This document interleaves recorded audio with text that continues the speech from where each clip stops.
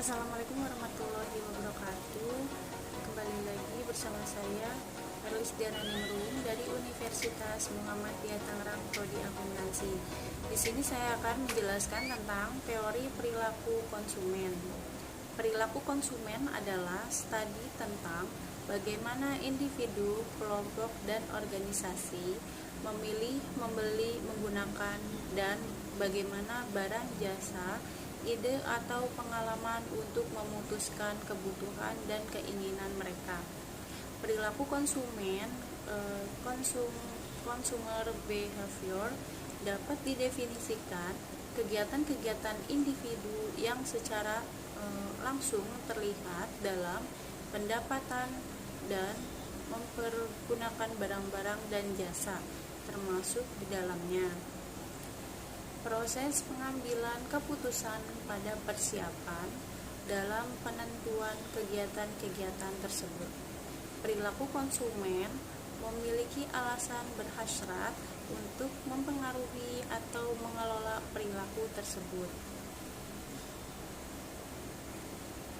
Dalam melakukan konsumen, pasti ada beberapa perilaku konsumen yang bisa dipantau dan dianalisis tertentu perilaku itu terjadi karena dipengaruhi oleh beberapa faktor. Di antaranya yang pertama yaitu faktor budaya, yang kedua yaitu ada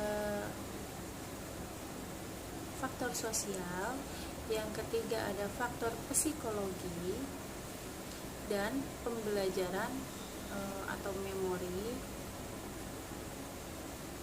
dan di sini ada juga pendekatan inference Gur.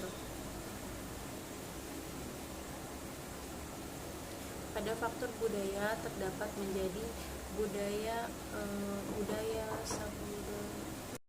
Faktor budaya terbagi menjadi beberapa bagian. Yang pertama yaitu budaya, yang kedua sub-budaya, yang ketiga kelas sosial. Pengertian budaya yaitu faktor dasar yang paling menentukan dari keinginan dan perilaku individu. Sub-budaya merupakan lingkup yang lebih kecil yang memberikan identifikasi dan sosialisasi secara lebih spesifik untuk persiapan dalam sub-budaya. Dan di sini ada kelas sosial, yaitu lingkungan yang memiliki tingkatan cenderung setara dan bertahan lama dalam suatu masyarakat yang saling berbagi nilai. Dan di sini ada faktor sosial terbagi menjadi kelompok referensi, kelompok keluarga, dan peran dan status. Dan di sini ada faktor pribadi terdiri menjadi usia dan tahap siklus hidup.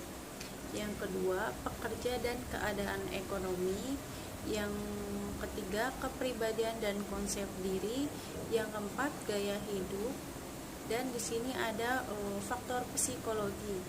Yang pertama motivasi, yang kedua persepsi, yang ketiga pembelajaran, yang keempat memori.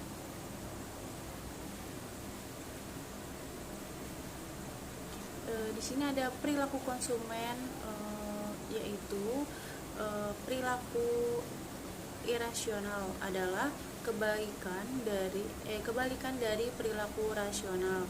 Suatu perilaku yang dilakukan oleh konsumen bisa dikatakan irasional apabila konsumen melakukan pembelian produk tanpa memperkirakan kegunaan dari produk tersebut. Di sini terdapat dua teori pendekatan perilaku konsumen, yaitu pendekatan koordinal dan pendekatan ordinal. Perilaku konsumen ini sangat didasari dengan motivasi dan kebutuhan konsumen itu sendiri. Ada dua pendekatan perilaku konsumen, yaitu yang pertama pendekatan marginal utility atau kardinal, yaitu keputusan konsumen dari mengkonsumsi barang dapat dinyatakan secara kuantitatif.